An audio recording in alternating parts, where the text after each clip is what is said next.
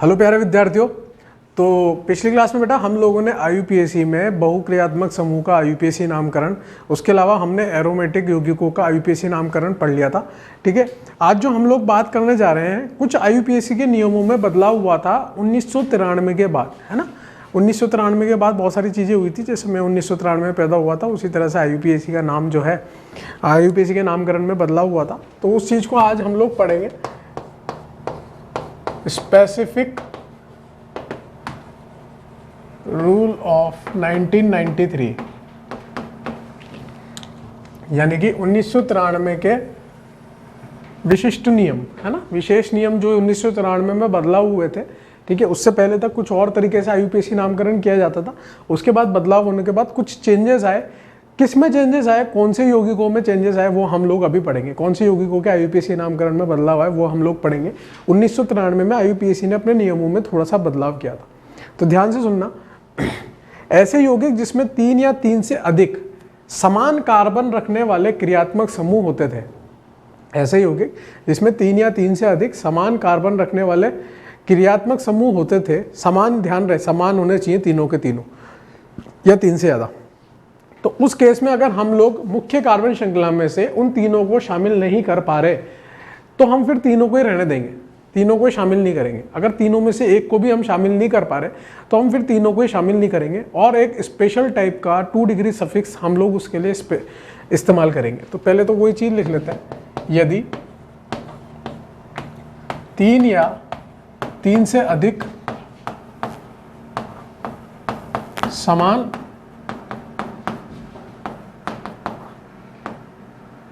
समान कार्बन रखने वाले क्रियात्मक समूह, समान कार्बन रखने वाले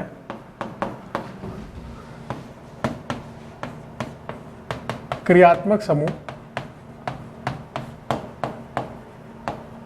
मुख्य कार्बन श्रृंखला में लगे हों और उनमें से कोई एक भी शामिल ना हो पा रहा हो,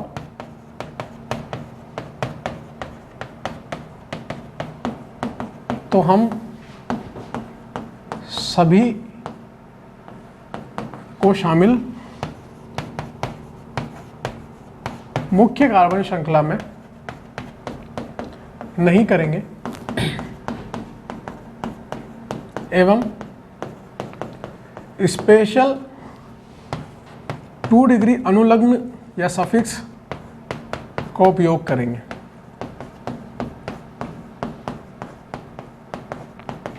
क्या बात लिखी है, कुछ भी समझ में नहीं आ रहा सर, क्या लिख दिया आपने, 3 या 3 से अधिक क्रियात्मक समूह, वो भी समान वाले नहीं आ रहे, शामिल हो रहे नहीं हो रहे। ठीक है, तो अपन क्या करेंगे, सबसे पहले बेटा उदाहरण लिखेंगे और उदाहरण से समझेंगे। उदाहरण से समझने पर सब कुछ समझ में क्लियरिटी से आ जाएगा। जैसे मैंने मान लो यहाँ पर COOH लिखा, यहाँ पर भी COOH लिखा और यहाँ पर भी COOH लिखा, कार्बोक्सिलिक अम्ल वाला क्रियात्मक समूह लगाया।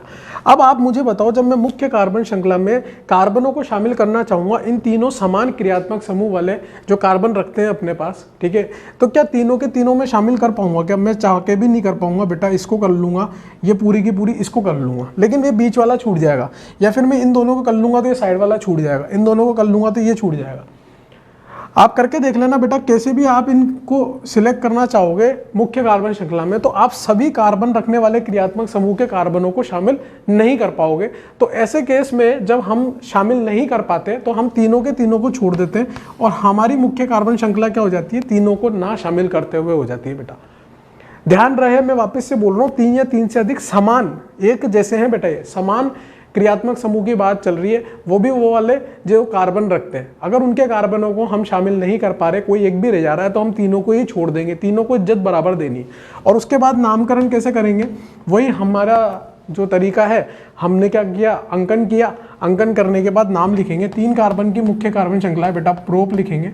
और उस कार्बन की श्रृंखला में कोई द्विबंध त्रिबंध नहीं आ रहा, तो उसके लिए क्या लिखूंगा, N लिखूंगा।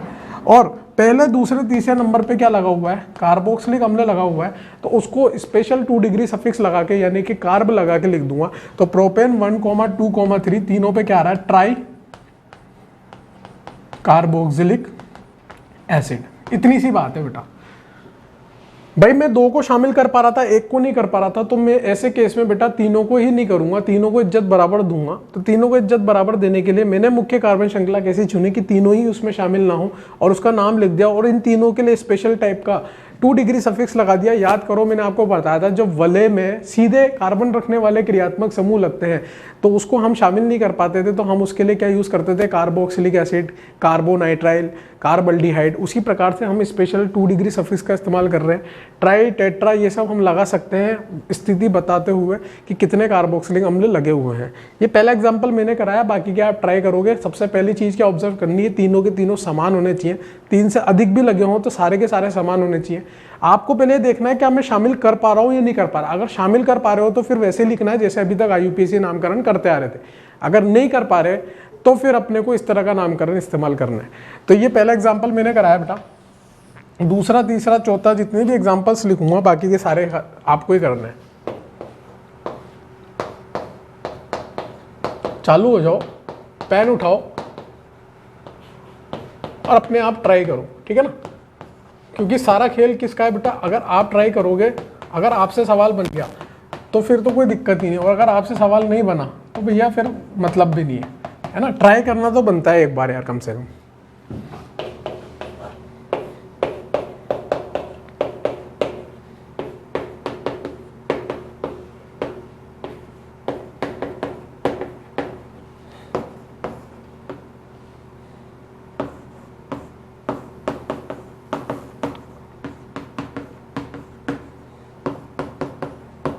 अभी मैंने 5 सवाल लिखे हैं आपके सामने, पहले आप इनको ट्राई करो, फिर और देता हूं। तो दूसरा, तीसरा बेटा आप पोज करके ट्राई करो एक बार। बेटा आपने दूसरा ट्राई किया होगा, आपने कोशिश करी होगी कि मैं तीनों कार्बन को मुख्य कार्बन श्रृंखला के में शामिल कर लूं, लेकिन तीनों कार्बन शामिल नहीं होंगे मुख्य क्रियात्मक समूह के। तो हम क्या करेंगे ऐसे केस में, जब हमारे तीनों के तीनों क्रियात्मक समूह सेम है और कार्बन रखने वाले क्रियात्मक समूह है और हम तीनों को शामिल में नहीं कर पा रहे मुख्य कार्बन श्रृंखला में, तो हम तीनों को रहने देंगे। तो हमारी मुख्य कार्बन श्रृंखला ये हो जाएगी बेटा, और इसका अंकन कुछ इस प्रकार से कर देंगे 1 2 3। नाम क्या हो जाएगा बेटा, 3 कार्बन की मुख्य कार्बन श्रृंखला है जिसमें कोई द्विबंध त्रिबंध नहीं आ रहे, इसलिए प्रोपेन लिख दूंगा। और 1 2 3 पे क्या लगा हुआ है बेटा, 3 कार्बल्डिहाइड लिखे हुए हैं, तो तीनों के लिए क्या लिख दूंगा, ट्राई कार्ब अल्डिहाइड। ये इसका नाम हो जाएगा, प्रोपेन 1 2 3 ट्राई कार्ब अल्डिहाइड। तीसरा वाला जब आपने ट्राई किया होगा तो वही दिक्कत आ रही होगी कि हम जो क्रियात्मक समूह है उनको शामिल नहीं कर पा रहे, कोई ना कोई एक छूट जा रहा है, ठीक है। तो हम तीनों को शामिल नहीं करेंगे। अब अंकन की बारी है बेटा। अंकन इस प्रकार से करेंगे कि न्यूनतम संख्या मिल जाए हमारे क्रियात्मक समूह को। तो अगर मैं इधर से अंकन करता हूं तो बेटा 1 2 और 4 मिल रही है, इधर से करता तो 1 3 4 मिलती, तो 1 2 4 वाली सही है। नाम क्या हो जाएगा, 4 कार्बन की मुख्य कार्बन श्रृंखला है बेटा, तो ब्यूटेन लिखूंगा। और ब्यूटेन में कहाँ पे लगा हुआ है, 1 पे, 2 पे और 4 पे लगा है। स्थिति बता दी मैंने क्रियात्मक समूह की, और 3 3 लगे हुए हैं, और उसका सफिक्स क्या इस्तेमाल करूंगा, अनुलग्न कार्बोनाइट्राइल। अब मुझे ये याद होने चाहिए तभी जाके मैं कर पाऊंगा, कार्बल्डिहाइड, कार्बोनाइट्राइल, कार्बोक्सिलिक एसिड, कार्बोक्सिलेट, ये सब याद होंगे तभी मैं कर पाऊंगा। और ये सब मैंने आपको बता दिया यार बहुत बार। 4th और 5th आप पोस्ट करके ट्राई करो, ठीक है। चौथा वाला ट्राई किया होगा बेटा आपने, तो ये देखा होगा आपने, अगर बिना नजरों को ढंग से गड़ाए हुए आपने सवाल किया होगा तो आपका आंसर गलत आएगा। ये बेटा 2 कार्बोक्सिलिक एसिड है और एक एस्टर है, तीनों समान क्रियात्मक समूह नहीं है। यानी कि अब की बार में मुख्य क्रियात्मक समूह चुनूंगा तो यहाँ पे कार्बोक्सिलिक अम्ल और एस्टर में से मुख्य क्रियात्मक समूह कौन सा होगा बेटा, कार्बोक्सिलिक अम्ल होगा। तो उसके कार्बनों को तो मैं शामिल कर पाऊंगा अपनी किसमें, मुख्य कार्बन श्रृंखला में, और मैंने उसको शामिल कर लिया। और यहाँ पर जो मेरा एस्टर है बेटा, ये वही वाला केस आ गया जो बहुक्रियात्मक समूह वाले सवाल किए थे। तो उस समय पे हमारे लिए एस्टर कैसा होता था बेटा, जब डॉन ग्रुप लग गया हमारा कार्बोक्सिलिक एसिड, तो ये किसकी तरह काम करेगा बेटा, हमारा प्रतिस्थापी की तरह काम करेगा। और मैंने आपको एस्टर प्रतिस्थापी के लिए 2 तरह से नाम करना सिखाया था। यहाँ पर बेटा ये क्या है, एल्कोक्सी कार्बोनिल वाली चीज आ रही है। एक होता था एल्केनोइल ऑक्सी और एक होता था एल्कोक्सी कार्बोनिल। तो यहाँ पर क्या आ रही है, एल्कोक्सी कार्बोनिल वाली आ रही है। नामकरण करूंगा तो 1 2 3 4 5 इस तरह से मैं अंकन कर दूंगा। 3 नंबर पे बेटा क्या लगा हुआ है, इथॉक्सी, और वो इथॉक्सी किस पे जुड़ा हुआ है, कार्बोनिल समूह पे जुड़ा हुआ है, तो 3 इथॉक्सी कार्बोनिल, ये तो हमारा 2 डिग्री प्रीफिक्स हो गया। 5 कार्बन की मुख्य कार्बन श्रृंखला है बेटा, तो उसके लिए क्या लिखूंगा, पेंटेन, और उसके बाद कहाँ पे लगा हुआ है, 1 पे, और 5 पे डाइओइक एसिड लिख दूंगा बेटा। 3 ethoxy carbonyl pentane 1,5 dioic acid इस यौगिक का नाम हो जाएगा। मैंने कार्बोक्सिलिक एसिड इसलिए नहीं लिखा क्योंकि अब की बार मैंने दोनों कार्बन को मुख्य कार्बन श्रृंखला में शामिल कर लिया। ठीक है, पेंट क्या है हमारा रूट शब्द है, एन क्या है 1 डिग्री सफिक्स है, ओइक एसिड क्या है हमारा 2 डिग्री सफिक्स है। दो एक जैसे कार्बोक्सिलिक अम्ल रहते इसलिए डाइओइक एसिड लिख दिया।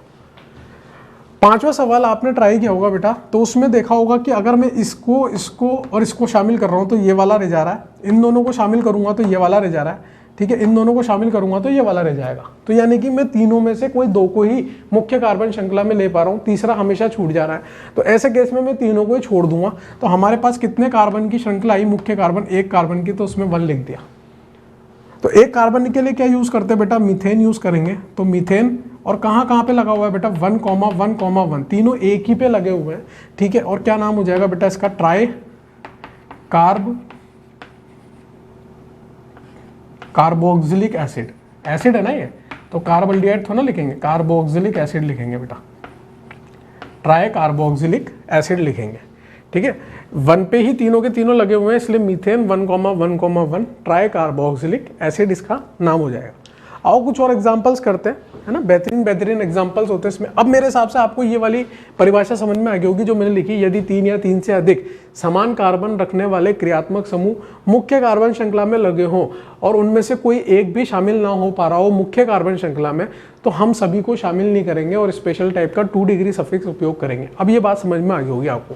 तो वही मैं बार बार कहता हूँ आपको बेटा कि थ्योरी समझ में के लिए एग्जाम्पल समझना जरूरी है। ठीक है ना, अगर आपने एग्जाम्पल समझ में आ गए तो थ्योरी ऑटोमेटिकली समझ में आ जाती है ना। थ्योरी का इतना महत्वपूर्ण रोल नहीं होता, एग्जाम्पल्स का होता है। जितने ज़्यादा एग्जाम्पल आप करोगे उतनी ज़्यादा थ्योरी क्लियर होती जाएगी।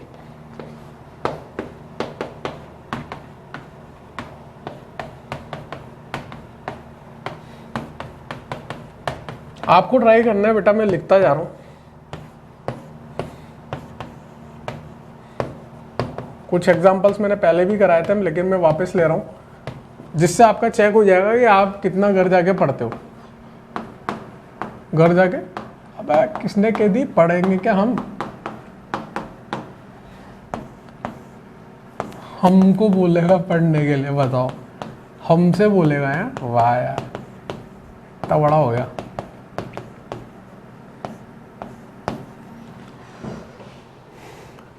छः 7 8 9 4 एग्जाम्पल लिखे बेटा। 6 और 7 को पोज करके एक बार ट्राई करो आप।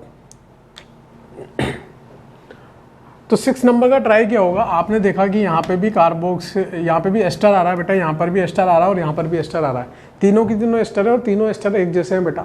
ठीक है, यानी कि समान क्रियात्मक समूह है और मैं चाके भी तीनों को मुख्य कार्बन श्रृंखला में तीनों के कार्बनों को शामिल नहीं कर सकता, तो मैं तीनों को ही रहने दूंगा और हमारी मुख्य कार्बन श्रृंखला क्या हो जाएगी बेटा, ये वाली हो जाएगी।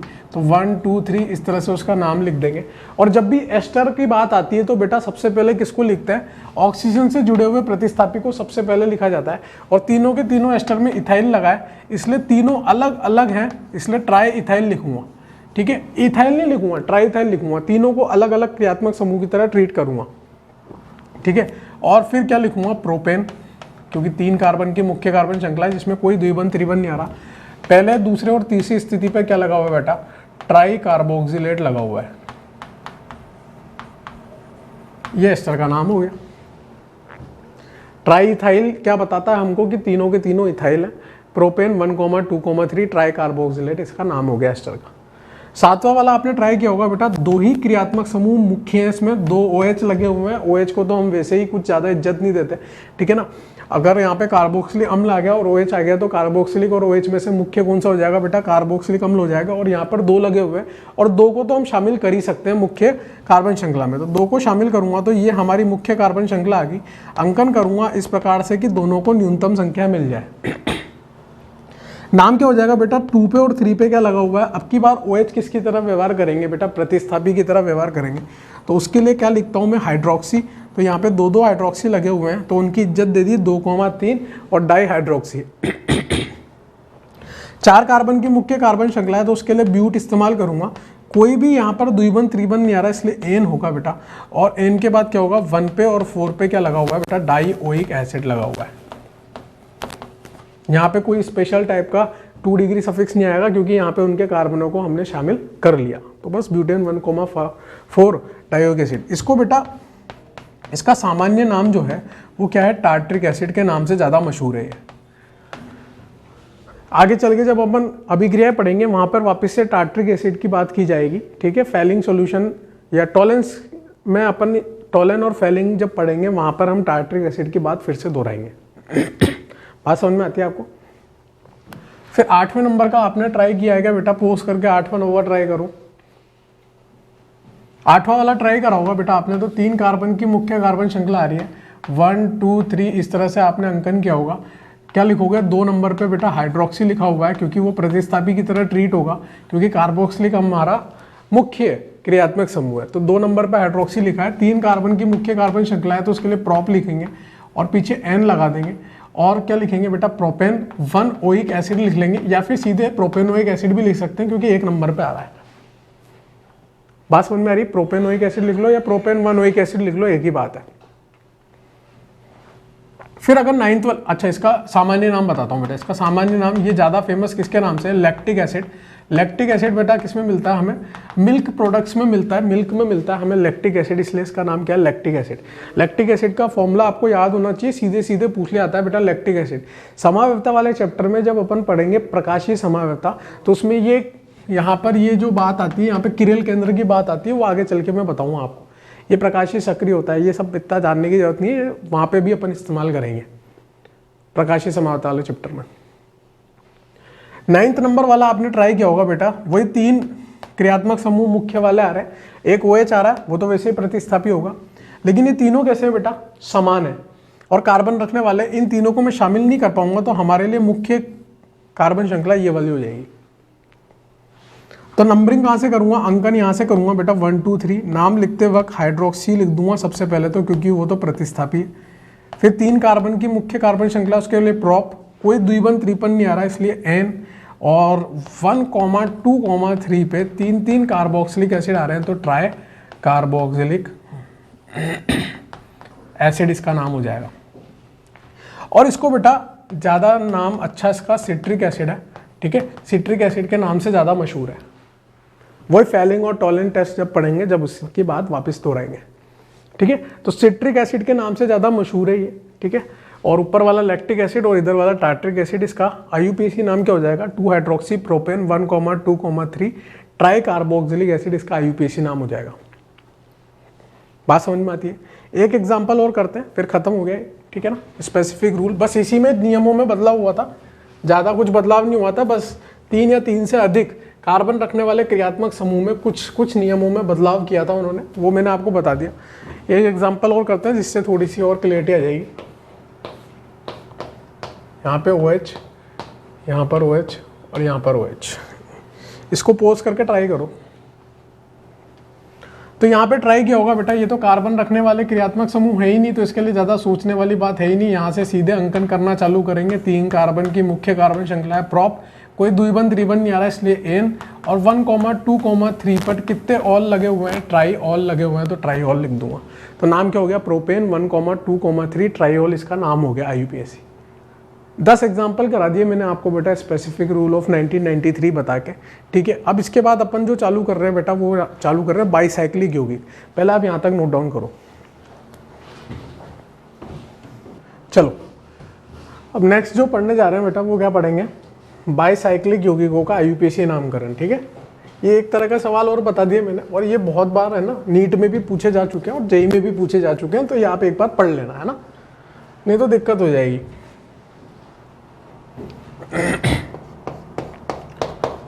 बाईसाइक्लिक यौगिकों का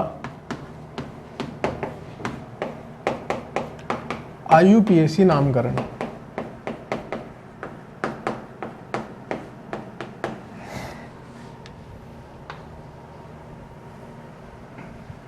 अब देखो बाईसाइक्लिक यौगिक की बात करिए तो सबसे पहले जब स्टार्ट किया था IUPAC का लेक्चर, तो उसमें मैंने आपको बताया था बाईसाइक्लिक यौगिक के लिए 1 डिग्री प्रीफिक्स इस्तेमाल होता है। जैसे चक्री के लिए साइक्लो आता था, वैसे यहाँ पे इसके लिए 1 डिग्री प्रीफिक्स क्या इस्तेमाल होगा बेटा, 1 डिग्री प्रीफिक्स इस्तेमाल होगा बाईसाइक्लो।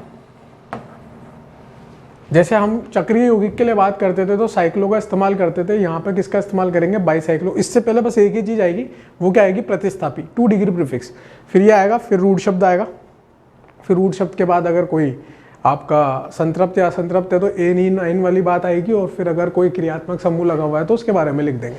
अब बाईसाइक्लिक यौगिक होते कैसे हैं, दिखते कैसे हैं, वो देखते हैं बेटा। यहाँ पे अगर मैं बात करूं,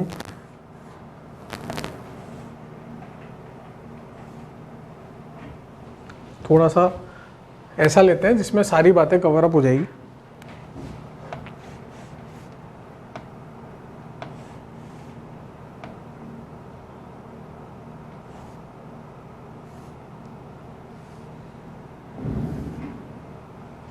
ठीक है, बढ़िया, शानदार। ये बाईसाइक्लिक यौगिक है बेटा, है ना। इसमें 2 साइकिल दिख रही होगी आपको, एक ये वाली, एक ये वाली, ठीक है। और ये कैसा होता है, त्रिविमीय संरचना होती है, जिसमें ये जो बीच वाला कार्बन है, ये पूरी वलय अगर मैं बोर्ड के तल में मान लूं तो ये बीच वाला कार्बन जो है वो ऐसे बोर्ड के तल के बाहर उठ के आ रहा है। अगर मैं यहाँ पे ये पूरी की पूरी पीछे वाली संरचना को बोर्ड के तल में मान लूं तो ये जो हिस्सा है ना, ये बोर्ड के तल के बाहर निकल के आ रहा है। अब इसमें क्या होता है बेटा, इसमें सुनने वाली बात क्या है कि बाईसाइक्लिक यौगिक क्या होते हैं। बाईसाइक्लिक यौगिक एक ऐसी वलय है जिसमें कम से कम मिनिमम 2 कार्बन कॉमन होते हैं 2 वलय के बीच में। वो 2 कार्बन कौन से होते हैं, ये वाला और एक ये वाला, और इनको क्या बोलते हैं बेटा, ब्रिज हेड कार्बन बोलते हैं। इसलिए बाईसाइक्लिक यौगिकों की परिभाषा कुछ लोग ऐसे भी देते हैं, वो वलय जिनमें कम से कम 2 कार्बन कॉमन आते हों उन वलय को क्या बोलते हैं, बाईसाइक्लिक यौगिक बोलते हैं। या फिर ऐसी वलय जो 2 कार्बन पे जुड़ी हुई होती हैं उनको बाईसाइक्लिक यौगिक बोलते हैं। तो 2 कॉमन कार्बन पे बेटा 2 वलय जुड़ी हुई है, उनको क्या बोलते हैं, बाईसाइक्लिक यौगिक बोलते हैं। और इन 2 कार्बन जो यहाँ पर ये जो 2 कॉमन कार्बन आ रहे हैं उनको क्या बोलते हैं बेटा, ब्रिज हेड कार्बन बोलते हैं, क्योंकि ये ब्रिज को कंप्लीट कर रहे हैं हमारे। अब बाईसाइक्लिक यौगिकों का जो आईयूपीएसी नामकरण होता है उसमें सबसे पहले बाईसाइक्लो लिखते हैं, फिर लिखते हैं बेटा X.Y.Z और पीछे एल्केन लिख देते हैं। ठीक है। अब ये बाईसाइक्लो क्या है बेटा हमारे लिए, बाईसाइक्लो तो हमारे लिए है 1 डिग्री प्रीफिक्स यानी कि 1 डिग्री पूर्व लग्न। ठीक है। एल के क्या है हमारे लिए, रूट शब्द यानी कि वर्ड रूट, और ये एन क्या है हमारे लिए 1 डिग्री सफिक्स है बेटा, यानी कि 1 डिग्री अनुलग्न। अगर कोई भी हमारे पास प्रतिस्थापी लगा होगा तो वो इससे पहले आ जाएगा, कोई क्रियात्मक समूह लगा होगा तो उसके बाद आ जाएगा। अब ये X.Y.Z क्या है, ये XYZ क्या है बेटा, इंटीजर है ना, 1 2 3 4 ये संख्या है, 0 1 2 3 4 XYZ ये संख्या है, जिसमें से भी X जो है वो Y से बड़ा है और Y जो है वो Z से बड़ा है। XYZ संख्या है 0 1 2 3 इस टाइप की, जिसमें से भी X Y से बड़ा है और Y Z से बड़ा है। अब ये XYZ का मतलब क्या है बेटा, जब भी हम बाईसाइक्लिक यौगिक के आईयूपीएसी नामकरण की बात करते हैं तो सारा खेल अंकन का है। अंकन कहाँ से स्टार्ट करेंगे, हमेशा ब्रिज हेड कार्बन से अंकन स्टार्ट किया जाता है। 1 नंबर हमेशा ब्रिज हेड कार्बन को दिया जाता है, चाहे ऊपर वाले को दो चाहे नीचे वाले को दो, कोई से को भी दो, 1 नंबर हमेशा ब्रिज हेड कार्बन को देंगे। उसके बाद फिर हम चलेंगे लंबे रास्ते पर, फिर उससे छोटे रास्ते पर, फिर सबसे छोटे रास्ते पर। अभी लंबा छोटा क्या है, लंबा रास्ता छोटा रास्ते का मतलब यह है बेटा कि ऐसा रास्ता जिसमें कार्बन ज्यादा आते हो। तो अगर मैंने ब्रिज हेड को 1 दिया है तो 2 नंबर 3 नंबर 4 नंबर 5 नंबर ऐसे देता हुआ होगा। इसके बाद फिर इससे छोटे रास्ते पे जाऊंगा, अभी भी मेरे पास एक रास्ता ये बचा हुआ है और एक रास्ता ये बचा हुआ है, लेकिन इस रास्ते पे 2 कार्बन है, इस रास्ते पे 1 ही कार्बन है, तो मैं किस पे चलूंगा बेटा, 2 वाले कार्बन पे चलूंगा, 6 7, और आखिरी में मैं 8 नंबर किसको दूंगा, सबसे छोटे रास्ते को दूंगा। सबसे पहले मैंने सबसे बड़ा रास्ता चुना, उसमें 3 कार्बन आ रहे थे, फिर उससे छोटे वाले में 2 कार्बन आ रहे थे और सबसे छोटे वाले में 1 कार्बन आ रहा था। तो in common carbon, in bridge head carbon को छोड़ के जो भी उस रास्ते में कार्बन आ रहे हों, ब्रिज हेड कार्बन को छोड़ के जो भी उस रास्ते में कार्बन आ रहे हों, उनकी संख्या को क्या बोलते हैं, XYZ बोलते हैं। तो यहाँ पर जब मैं इस यौगिक का नाम लिखूंगा तो बाईसाइक्लो लिखूंगा, फिर सबसे बड़े रास्ते में जितने कार्बन आ रहे हैं वो लिख दूंगा ब्रिज हेड कार्बन को छोड़ते हुए। तो बड़े रास्ते में कितने कार्बन आ रहे हैं बेटा, 3 कार्बन आ रहे हैं, तो 3 लिख दिया, पॉइंट लगा दिया। उसके बाद फिर उससे छोटे रास्ते में कितने कार्बन आ रहे हैं, 2 आ रहे हैं तो 2 लिख दिया। फिर सबसे छोटे में 1 कार्बन आ रहा है तो 1 लिख दिया। और कितने कार्बन आ रहे हैं, टोटल 8 कार्बन आ रहे हैं तो ऑक्ट लिख दिया। कोई द्विबंध त्रिबंध नहीं है, पीछे n लगा दिया। कितना आसान है देखो, बाईसाइक्लो लगाना है, सबसे बड़े रास्ते पे चलना है, फिर उससे छोटे, फिर सबसे छोटे रास्ते पे चलना है। उनकी संख्या लिख देनी है, जो ब्रिजेड कार्बन है उनको छोड़ते हुए जितने टोटल कार्बन है उनकी संख्या लिख देनी है, और फिर पीछे NE9 जो भी आप लगाना चाहो वो अकॉर्डिंगली लग जाएगा। अगर मान लो किसी रास्ते में एक भी कार्बन कॉमन नहीं आ रहा तो वहां पे 0 भी लिख सकते हो आप, लेकिन उस 0 को लिखना आवश्यक है। ये बता रहा है कि उस रास्ते में कितने कार्बन आ रहे हैं। बात समझ में आ रही है? पहले आप यहां तक नोट डाउन करो, फिर मैं आपको काफी सारे एग्जांपल्स कराता हूं। चलो एग्जांपल्स करते हैं बेटा, ये लिख लिया होगा आपने, ठीक है। पहला एग्जांपल, अब आपको खुद को ट्राई करना है बेटा, कुछ भी नहीं है, बहुत सिंपल सी चीजें है ये, ठीक है ना, एकदम सिंपल सिंपल से, मतलब क्या बोलूं इसको, लड्डू है एकदम लड्डू, ठीक है ना।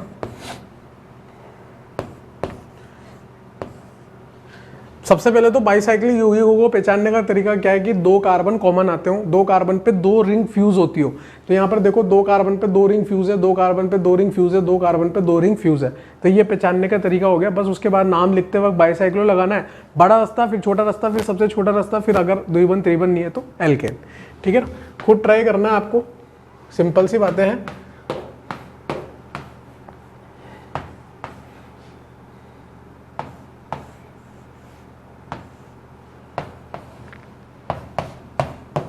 आप ट्राई कर लोगे यार, मुझे विश्वास है आप लोगों पे कि यार ये कर लोगे आप, सिंपल सी बात है। क्योंकि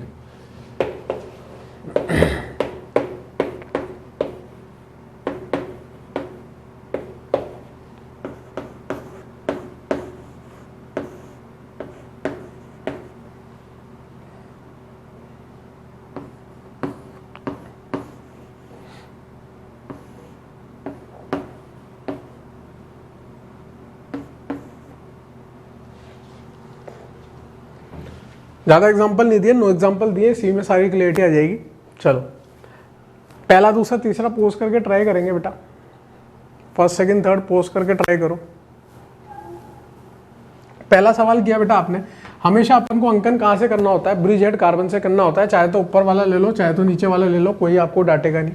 उसके बाद बड़े रास्ते की तरफ जाना है। यदि 2 रास्तों में समान संख्या आ रही है कार्बन की तो किधर भी चल लो यार, इसमें 2 कार्बन आ रहे हैं, इसमें 2 कार्बन आ रहे हैं, इसमें 1 आ रहा है तो इधर चल लो 4, फिर इससे छोटा रास्ता यही है समान वाला ही, फिर यहाँ पर 7 नंबर सबसे छोटे वाले को मिल जाएगा। तो नाम क्या हो जाएगा बेटा, बाईसाइक्लो। अब देखो आपकी x की वैल्यू क्या होगी, 2 कार्बन है, y की वैल्यू क्या होगी, 2 कार्बन है, z की वैल्यू क्या होगी, 1 कार्बन है, तो 2.2.1 टोटल कार्बन कितने हैं, हेप्टेन। आपकी गलती कभी भी नहीं होगी बेटा, आप जितनी संख्या रूट शब्द में लिख रहे हो कार्बन की और जो अंदर बक्से में आ रही है उससे 2 कार्बन हमेशा रूट शब्द में ज्यादा आएंगे। वो 2 कार्बन कौन से होंगे जो हमने काउंट नहीं करे, वो कौन से, ब्रिज हेड कार्बन, वो अंडरस्टूड है। 2 + 2 + 1 5 है, जबकि यहाँ पे 7 कार्बन के लिए लिखा है, वो कौन से बेटा, आपके ब्रिज हेड वाले। फिर आपने सेकंड वाला ट्राई किया होगा तो 1 नंबर इसको दिया होगा, फिर लंबे रास्ते की तरफ गए होंगे तो 2 3 4 इसको दिया होगा, 5 इसको दिया होगा। फिर इस वाले ब्रिज को देखोगे तो यहाँ पे कोई कार्बन नहीं है, जबकि यहाँ पे कार्बन तो है कम से कम, तो 6 नंबर इसको दिया होगा। तो नाम लिखते वक्त तो क्या लिखूंगा, सबसे पहले 1 डिग्री प्रीफिक्स लिखूंगा तो बाईसाइक्लो। फिर बड़े रास्ते में 3 कार्बन आ रहे तो 3, फिर छोटे रास्ते में 1, और सबसे छोटे में एक भी कार्बन नहीं है तो क्या लिखूंगा 0। और टोटल कितने कार्बन है बेटा, 6 हेक्स, और पीछे क्या लगा दूंगा n। 3 और 1 4 होते हैं, और 4 और 2 6 आ रहे हैं बेटा। फिर आप तीसरा वाला ट्राई किए होंगे तो 1 2 3 4, तो नाम क्या लिखा होगा आपने, बाईसाइक्लो। कितने कार्बन आ रहे हैं इस वाले में, 1 कार्बन आ रहा है, फिर उस वाले में भी कितने आ रहे हैं, 1 कार्बन, और बीच वाले में 0 आ रहे हैं बेटा, बाईसाइक्लो 110। कितने कार्बन होते हैं टोटल, ब्यूट, 4 कार्बन है तो ब्यूटेन। अब जरूरी नहीं है हमेशा साइड वाले बड़े रास्ते, हो सकता है बीच वाला भी बड़ा रास्ता हो सकता है, ठीक है ना, वो आपको ऑब्जर्व करना है। हमें तो बड़े रास्ते पे जाना है, बड़े रास्ते का मतलब है जिसमें कार्बन की संख्या ज़्यादा आ रही हो, फिर उससे छोटा जिसमें उससे कम आ रही हो, और फिर सबसे छोटा जिसमें सबसे कम आ रही हो। अगर किसी भी रास्तों पर बराबर संख्या आ रही है तो किधर भी चल लो, कोई फर्क नहीं पड़ेगा। चौथा पांचवा छठा पोस्ट करके ट्राई करो। तो फोर्थ वाला ट्राई किया होगा, तीनों रास्ते में देखो बेटा, इधर चल लो चाहे इधर चल लो चाहे इधर चल लो, तीनों रास्ते में कार्बन की संख्या कैसी है, समान, किधर भी चल लो यार। तो मैं इधर से चल लेता हूँ 1 2 3 4 5 6 7 8। मैं चाहता तो बीच वाले को 5 6 देके इधर 7 8 कर सकता था, मेरी मर्जी थी, किधर भी चल सकता था। नाम क्या हो जाएगा, बाईसाइक्लो। सभी रास्तों में 2 कार्बन कॉमन आ रहे हैं बेटा, तो 2 2 2 2 2 2, और टोटल कितने कार्बन है, 8 है, इसलिए ऑक्टेन। सिंपल है। फिर पांचवा आपने किया होगा तो एक नंबर ब्रिजेड कार्बन से स्टार्ट किया होगा, 2 3 4 5 6, बड़ा रास्ता फिर छोटा रास्ता, वही वाली बात है। तो बाईसाइक्लो, यहाँ पर 2 कार्बन आ रहे हैं, फिर यहाँ पर 2 कार्बन आ रहे हैं और बीच वाले में 0 आ रहे हैं और टोटल 6 कार्बन है तो हेक्सेन। फिर छठे वाले में किया होगा आपने, तो अब की बार मैं ब्रिजेड कार्बन ये वाला चुनूंगा बेटा, 1 नंबर इसको दूंगा, क्योंकि अब की बार मेरे पास प्रतिस्थापी लगा हुआ है। अगर मैं इधर वाले को देता हूं तो इधर वाले रास्ते पे चलूंगा तो 1 2 3 3 नंबर मिलता प्रतिस्थापी को, जबकि इधर से चला तो 2 3 4 5 6 7 8 हमारा प्रतिस्थापी को भी न्यूनतम मिल गया। और मैं 100% कह रहा हूं आपने ऐसे ही किया होगा। तो 2 नंबर पे क्या लिखा हुआ है, ब्रोमो। सबसे पहले प्रतिस्थापी को लिखते हैं, फिर बाईसाइक्लो लिखूंगा बेटा, और कितने कार्बन आ रहे हैं, प्रत्येक रास्ते पे 2 2 कार्बन आ रहे हैं तो 2.2.2 और कितने कार्बन है टोटल 8 हैं तो ऑक्टेन लिख दूंगा बेटा। ये इसका IUPAC नाम हो गया, 2 ब्रोमो बाईसाइक्लो 2.2.2 ऑक्टेन। चालू हमेशा ब्रिजेड कार्बन से ही करना है, आपको भले प्रतिस्थापी क्यों नहीं दिख जाए, ब्रिजेड कार्बन से ही 1 नंबर देना है। बात समझ में आई? 7वां 8वां 9वां पोस्ट करके ट्राई करो। 7वां वाला आपने ट्राई किया होगा। अब मैं इधर से भी कर सकता था, इधर से भी कर सकता था, और दोनों तरफ से करने पर प्रतिस्थापियों को तो समान ही अंक मिलना है बेटा।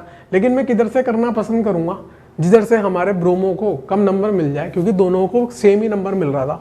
तो 1, फिर इधर 2, फिर इधर 3, इधर 4। अब मैं इधर वाले रास्ते पे नहीं जाऊंगा क्योंकि इधर भी प्रतिस्थापी मिल रहा है, तो मैं प्रतिस्थापी को न्यूनतम देते हुए जाऊंगा।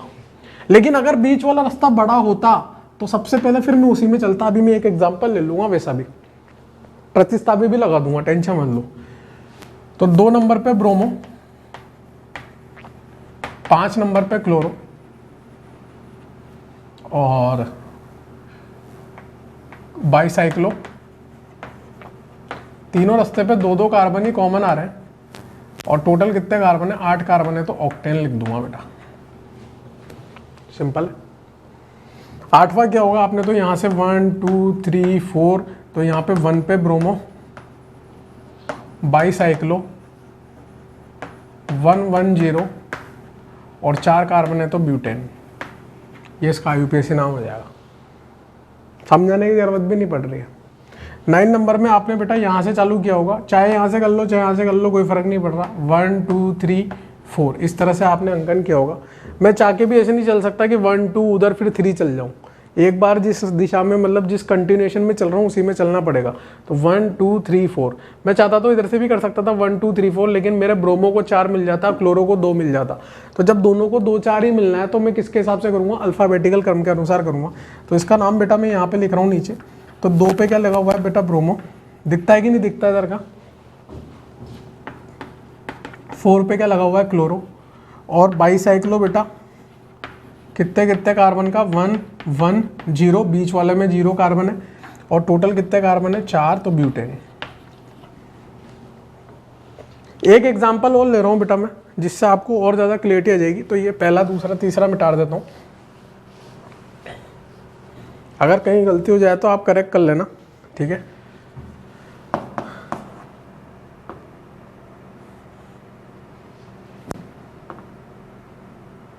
थोड़ा सा इसको तमीज से बनाते हैं।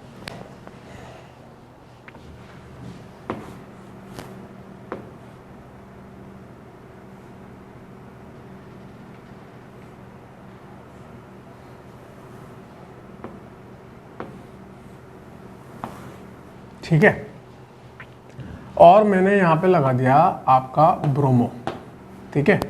अब इसको ट्राई करो आप, बहुत उम्दा एग्जाम्पल हो गया। ध्यान रहे ये कार्बन है, ये कार्बन है और ये भी कार्बन है। तो जब आपने इसको ट्राई किया होगा तो आपने 1 नंबर इसको दिया होगा, फिर मुझे किसकी तरफ चलना पड़ता है बेटा, बड़े रास्ते की तरफ। मुझे कोई लेना देना नहीं है हमारा प्रतिस्थापी कहाँ आ रहा है, ठीक है। तो 1 नंबर इसको दूंगा तो 2 नंबर इसको, 3 नंबर इसको, 4 नंबर इसको, 5 नंबर इसको। यहाँ तक समझ में आ रही है आपको बात, 1 2 3 4 5, ठीक है। अब देखो इसको 6 मिलेगा, इसको 7 मिलेगा, लफड़ा पड़ गया। मैं चाहता तो इसको 6 दे सकता था, कैसे देखना आप, जब मैं इसका अंकन दूसरी तरह से कर रहा हूं, यहां से इसको मिटा रहा, कैसे कर सकता था, इधर से करता हुआ आता 1 2 3 4 5 6 7 8 और 9। सर लेकिन आप तो बीच वाले को हमेशा बाद में करते थे। अरे मैं बीच वाले को नहीं करता था, मैं बड़े रास्ते को करता हूँ, फिर छोटा, फिर सबसे छोटा। तो बड़ा रास्ता कौन सा था हमारे लिए? यहाँ 3 कार्बन बीच में आ रहे हैं, यहाँ 2 आ रहे हैं, तो इस वाले पे चला क्योंकि इसमें प्रतिस्थापी भी आ रहा था।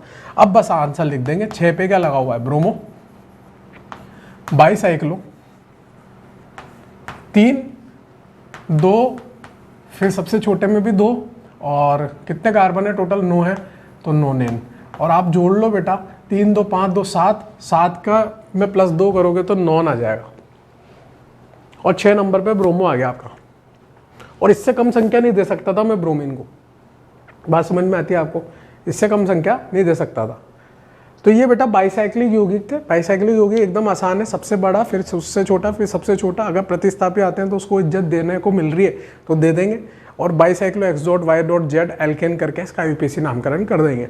बाईसाइक्लो इसमें 1 डिग्री प्रीफिक्स की तरह इस्तेमाल हो रहा है, ठीक है। अगर 2 डिग्री प्रीफिक्स ब्रोमो क्लोरो कोई आता है तो पहले लिख देंगे, और बाद में अगर कुछ आ रहा है तो Ne9 करके लिख देंगे, ठीक है। इसके बाद में आपको स्पायरो का IUPAC नामकरण सिखाऊंगा, पहले आप यहाँ तक नोट डाउन करो। चलो नेक्स्ट हम लोग स्टार्ट करते हैं बेटा स्पाइरेन यौगिकों का IUPAC नामकरण। जैसे बाईसाइक्लिक यौगिक था, इसी तरह से एक और तरह के यौगिक होते हैं जिनको स्पाइरेन बोलते हैं, ठीक है। तो उनका भी IUPAC नामकरण सीख लेते हैं। बिल्कुल ऐसा ही है जैसा ये है, थोड़ा सा अंतर है, तो इसीलिए पढ़ रहे हैं, वरना पढ़ते ही नहीं। तो यहाँ पे सीधे अपन बाईसाइक्लिक को मिटा के स्पाइरेन लिख देंगे। स्पाइरेन यौगिकों का IUPAC नामकरण, ठीक है। अब स्पाइरेन यौगिक जो है उसके लिए जो 1 डिग्री प्रीफिक्स इस्तेमाल होता है, जो मैंने आपको पहले भी बताया था स्टार्टिंग में पढ़ाते हुए, वो क्या बताया था? स्पाइरो। बाईसाइक्लिक के लिए क्या होता है? बाईसाइक्लो। स्पाइरेन के लिए क्या होगा? 1 डिग्री प्रीफिक्स स्पाइरो होगा, ठीक है। अब स्पाइरो यौगिक जो होंगे, बाईसाइक्लिक यौगिक 2 कार्बन पे 2 वलय फ्यूज होती थी बेटा। कितने कार्बन पे फ्यूज होती थी? 2 कार्बन पे। स्पाइरेन यौगिकों में कितने कार्बन पे फ्यूज होगी बेटा? 1 कार्बन पे। और चौस से चौस लड़ाए, यहाँ पर देखो बेटा, ये वाली वलय और ये वाली वलय कितने कार्बन पे फ्यूज हो रही है बेटा? 1 कार्बन पे फ्यूज हो रही है। ये वाली वलय और ये वाली वलय में कितने कार्बन कॉमन आ रहे हैं? 1 कार्बन कॉमन आ रहा है। ऐसे यौगिक जिसमें 2 वलय किसी 1 कार्बन पे फ्यूज होती है, उस यौगिक को क्या बोलते हैं बेटा? स्पाइरेन बोलते हैं। लिखना चाहो तो लिख लो भले आप, वह यौगिक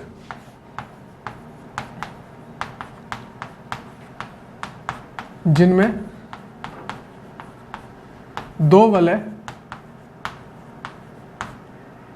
1 कार्बन पर फ्यूज होती हो या मिलती हो, वो स्पाइरेन यौगिक कहलाते हैं, ठीक है ना। जिनमें 2 वलय 1 कार्बन पर फ्यूज होती है उन्हें स्पाइरेन यौगिक कहते हैं।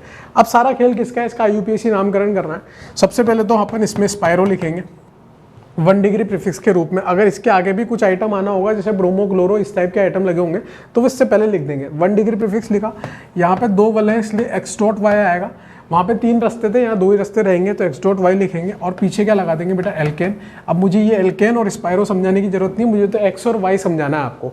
यहाँ पर X जो है वो Y से छोटा होगा, जबकि वहाँ पर X, Y, Z में X सबसे बड़ा होता था, फिर Y सबसे बड़ा, फिर Z। सबसे पहले X बड़ा, फिर Y, फिर Z। यहाँ पर X सबसे छोटा होगा, फिर Y बड़ा होगा। 2 ही लोग हैं तो Y बड़ा होगा, X छोटा होगा।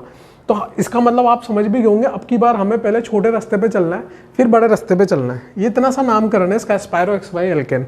अब जब इसमें IUPAC नामकरण करते हैं तो कभी भी ये जो पॉइंट है, जो कॉमन कार्बन है, वहाँ से 1 नंबर नहीं देते। अगर मैं मान लो दे देता हूँ, एक बार दे के देखते हैं, तो एक ही, भाई क्यों नहीं देते वो समझ में आ जाएगा आपको। एक ही कार्बन को 2-2 अंकन मिल रहे हैं। क्या एक कार्बन को 2 अंक मिल सकते हैं क्या बेटा? नहीं मिल सकते। तो इसलिए हम कभी भी इसको कॉमन कार्बन से अंकन नहीं करते। हमेशा इसमें किससे अंकन किया जाएगा? अगर मैं बात करूं आपसे, हमेशा कौन से कार्बन से अंकन किया जाएगा? छोटी वलय के कार्बन से अंकन किया जाएगा। हमेशा पहले छोटी वलय पे चलेंगे, फिर बड़ी वलय पे। यदि दोनों बराबर है तो कहीं से भी चल लो, छोटी वलय से अंकन करेंगे और किसकी तरफ करते हुए चलेंगे? बड़ी वाली की तरफ। पहले छोटी वाली, फिर बड़ी वाली। कॉमन कार्बन को छोड़ेंगे, कॉमन कार्बन से बचे हुए जितने कार्बन है उन सबको हम लोग ले लेंगे। बात समझ में आ रही है आपको? ठीक है, यहां तक पहले आप एक बार लिखो, फिर देखते हैं। लिख लिया होगा बेटा यहाँ तक। तो ये देखो, कॉमन कार्बन से स्टार्ट नहीं करेंगे। कहाँ से स्टार्ट करेंगे? छोटी वलय, फिर बड़ी वलय पे।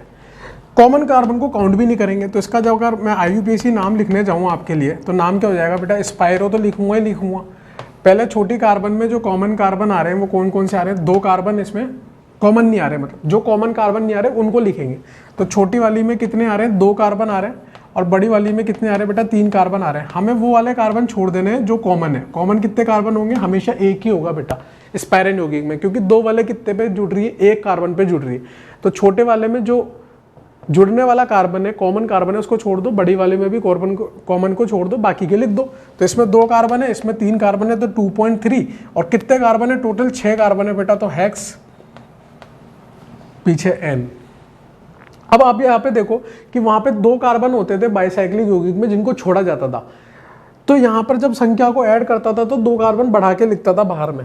यहाँ पर कितने को छोड़ा गया, 1 को, तो 3 2 5 और 1 1 6, तो 1 कार्बन बढ़ा के लिख दूंगा बाहर वाली में। तो हमारा आंसर सही है, स्पाइरो 2.3 हेक्सेन, पहले छोटा वाला फिर बड़ा वाला। अब आपको करना है, मैंने आपको बता दिया कैसे करना है, लॉजिक बता दिया, अब आपको एग्जांपल्स करने, इतनी सी बात थी। पहला एग्जांपल,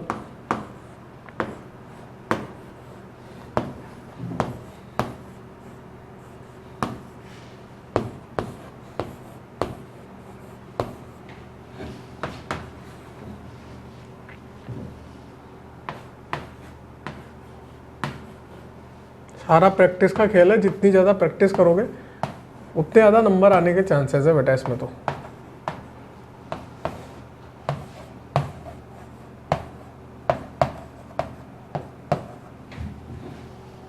चलो पहले 6 करते हैं, ये फिर उधर नहीं लिखेंगे ज़्यादा। 1 से 6 तक ट्राई करो बेटा, 1 से 3 पोज करके ट्राई करो पहले, फिर और देता हूँ मैं आपको।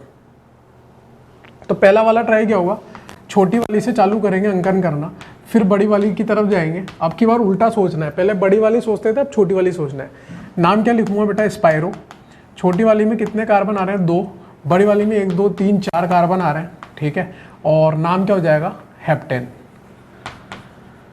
सिंपल है, कितना सिंपल है देखो। अब देखो यहाँ पर अंकन करना है, कहाँ से चालू करूँगा, बिल्कुल जो पॉइंट जहाँ पर 2 वलय मिल रही है उसी के भिड़ते हुए कार्बन से, जस्ट एडजेसेंट कार्बन से चालू करूँगा। तो 1 2 3 4 5 6 7 8 और ये 9, नाम क्या हो जाएगा बेटा, स्पाइरो। 3 इसमें है, 1 2 3 4 5 इसमें है, 3.5। कितने कार्बन है टोटल, 9 कार्बन है, तो नोनेन। तीसरा वाला करा होगा, तो 1 2 3 4 5 6 और 7, तो नाम क्या हो जाएगा बेटा, स्पाइरो। इसमें 3 कार्बन आ रहे हैं कॉमन, इसमें भी 3 कार्बन, और टोटल कितने हैं बेटा, हेप्टेन, मतलब कॉमन को छोड़ के, स्पाइरो 3.3 हेप्टेन। चौथा, पांचवा, छठा ट्राई करो, दिमाग लगाओ थोड़ा सा, प्रतिस्थापी भी लगा दिए। तो फोर्थ वाला आपने ट्राई किया होगा, तो यहाँ से 1 2 3 4 5 6 7 और 8, नाम लिखते वक्त सबसे पहले स्पाइरो लगा दिया होगा, और पहले छोटे वाले का अंक लिख दूंगा, फिर 1 2 3 4 5 बड़ी वाली का लिख दूंगा, और टोटल 8 कार्बन लिख दूंगा, ऑक्टेन। बात समझ में आ रही है आपको। 5 वाले में देखो दोनों वलय बराबर है, तो कौन सी वलय को चूज करूंगा जिसमें प्रतिस्थापी लगाओ, तो 1 2 3 4 5 6 7, तो 1 ब्रोमो, सबसे पहले प्रतिस्थापी को लिखते हैं 2 डिग्री प्रीफिक्स, फिर स्पाइरो लिखूंगा, फिर क्या लिखूंगा, 1 2 3, इसमें भी 1 2 3, तो 3.3, टोटल 7 कार्बन है, तो हेप्टेन। कितनी जल्दी से हो रहा है देखो आप। फिर 6 वाले में देखो ब्रोमो भी आ रहा है, क्लोरो भी आ रहा है, साइज भी बराबर है, तो ब्रोमो क्लोरो आ भी एक ही जगह पर है, तो इज्जत किसको मिलेगी, ब्रोमो को। तो 1 2 3 4 5, सॉरी इधर भी तो 5 दे सकता था। हमें इस तरह से अंकन करना है जिससे प्रतिस्थापी को न्यूनतम संख्या मिल जाए, तो मैंने 4 के बाद 5 इसको दे दिया यार, क्या फर्क पड़ रहा है। नाम क्या हो जाएगा बेटा, 1 ब्रोमो 5 क्लोरो स्पाइरो 3.3, और टोटल कितने कार्बन है, 7 है, तो हेप्टेन। सिंपल है। और एग्जांपल्स देखते हैं बेटा इधर।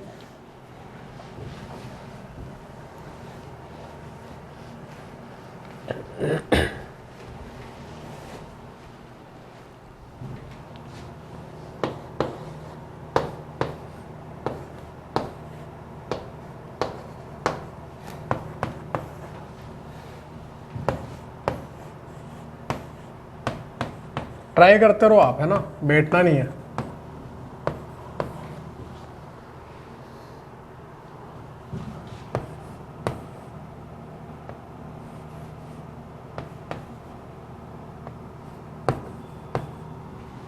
सात आठ नौ को ट्राई करो बेटा आप। तब तक मैं वो लिख देता हूँ इधर।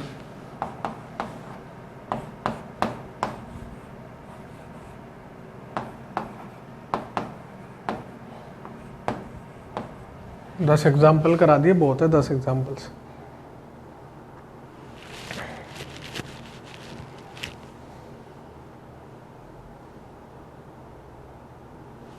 तो 7 8 9 बेटा आपने ट्राई किया होगा।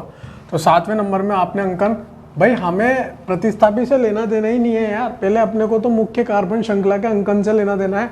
कैसे होगा, छोटी वाली रिंग फिर बड़ी वाली रिंग, तो 3 नंबर। अब मेरे पास 4 इसको भी देने का मौका है, 4 इसको भी, तो मैं इसको दूंगा यार। तो 4 नंबर पे क्या लगा हुआ है, ब्रोमो, स्पाइरो, यहाँ पर 2 कार्बन आ रहे हैं, वहां पर 3 कार्बन आ रहे हैं, और टोटल कितने कार्बन है बेटा, 6 कार्बन है, तो हेक्सेन। सिंपल है कि नहीं है यार। फिर 8वें वाले में दोनों वाले बराबर है। सारा खेल किस पे डिपेंडेंट हो रहा है, प्रतिस्थापी पे। इसका नाम इथॉक्सी, इसका नाम मिथॉक्सी, पहले इथॉक्सी आएगा फिर आपका मिथॉक्सी आएगा। तो 1 इथॉक्सी, 5 मिथॉक्सी, स्पाइरो, 3.3 हेप्टेन, ये इस यौगिक का नाम हो जाएगा। ठीक है, रोबोटिक नाम है थोड़ा सा। फिर 9वें वाले में देखो, ये 4 की, ये 3 की वाले है, तो हमें तो 3 वाली चुननी है, भले उसमें क्लोरो ही क्यों ना लगाओ। तो 1 नंबर इसको दूंगा, 2 नंबर इसको। ऐसा तो है नहीं कि 1 इधर 2 इधर 3 4 5 फिर वापस इसको 2 बार मिल जाएगा, ऐसे नहीं कर सकता, उसको पूरी कंप्लीट करके आनी पड़ेगी। 3 नंबर, 4 नंबर, 5 नंबर, 6 नंबर। तो नाम क्या हो जाएगा बेटा, लिखते वक्त अल्फ़ाबेटिकल क्रम फॉलो करूंगा। तो 5 पे ब्रोमो लगा है, 1 पे क्लोरो लगा है, स्पाइरो लगा है, 1 में 2 कार्बन कॉमन आ रहे हैं, है ना, और 1 में 3 कार्बन। कहीं पे गलती हो जाए तो देख लेना, थोड़ा एडजस्टमेंट, है ना। हेक्सेन, टोटल 6 कार्बन है। 5 पे ब्रोमो, 1 पे क्लोरो, स्पाइरो, 2 3 हेक्सेन, है ना। हैंड टू हैंड बनाए हुए एग्जाम्पल से, ठीक है ना। 10वें नंबर वाला पोस्ट करके ट्राई करो। तो आपने ट्राई किया होगा तो पहले छोटी वाले फिर बड़ी वाले की तरफ गए होंगे। छोटी में भी आप कहाँ से चालू करोगे, ब्रोमो से चालू करोगे, तो 1 2 3, फिर इधर आओगे 4 5 6 7 और यहाँ पर 8। नाम लिखते वक्त आप क्या फॉलो करोगे, अल्फ़ाबेटिकल क्रम। तो 1,2 1,2 नहीं है, 1,5 है बेटा। 1 पे और 5 पे लगा है डाई ब्रोमो, 2 पे क्या लगा है बेटा, क्लोरो, स्पाइरो, 1 में 2 कार्बन आ रहे हैं और 1 में 1 2 3 4 5 कार्बन आ रहे हैं, तो 2,5, और टोटल कितने कार्बन है, ऑक्टेन। बात समझ में आ रही है। तो 1,5 डाई ब्रोमो, 2 पे क्लोरो, स्पाइरो, 2.5 ऑक्टेन। आपका नाम कुछ इस प्रकार से होना चाहिए कि आप नाम देख के स्ट्रक्चर भी बना सको, संरचना भी बना सको। मैं इस नाम से संरचना बना सकता हूँ, मुझे पता है टोटल 8 कार्बन है, और स्पाइरो 2.5 आ रही है, यानी कि 1 में 2 कार्बन और 1 में 5 कार्बन अनकॉमन आ रहे होंगे, और उसके अलावा 1 कार्बन एक्स्ट्रा आ रहा होगा। तो मेरे पास 8 कार्बन की वलय बन जाएंगी, 1 2 वाली बनाऊंगा, 1 5 वाली बनाऊंगा। उसके बाद फिर उनका अंकन करूंगा, उस अंकन के हिसाब से इन आइटमों को जोड़ दूंगा। अगर मेरे को भूल जाओ मेरे को संरचना क्या दी हुई है ना, मुझे उससे कोई लेना देना नहीं है। जैसे मान लो मैं यहाँ पे एक एग्जांपल लिखता हूँ आपके लिए, 2 ब्रोमो बाईसाइक्लो 3.3 हेप्टेन। ठीक है, ये मैंने नाम लिख दिया, मुझे इससे संरचना बनानी है बेटा। तो संरचना कैसे बनाऊंगा, 3.3 हेप्टेन लिखा हुआ है, यानी कि टोटल 7 कार्बन है, और दोनों वाले में 3 कार्बन कॉमन आ रहे होंगे। तो कुछ पहले तो ऐसी बन जाएगी, 1 2 3 1 2 3 3 आ गए, और इसको जोड़ूंगा तो 7 हो गए, 3 और 3 6 और 1 ये 7। अब नंबरिंग करूंगा तो कहीं से भी कर लो, 1 2 3 4 5 6 7, ये 7 नंबर कर लिए मैंने। अब मेरा ब्रोमो कहाँ लगा हुआ है, 2 नंबर पे, तो 2 नंबर पे ब्रोमो जोड़ दिया। अब इसका आप नाम लिखते तो सॉरी बाईसाइक्लो लिखा हुआ है बेटा, स्पाइरो लिखो यहाँ पे, स्पाइरो।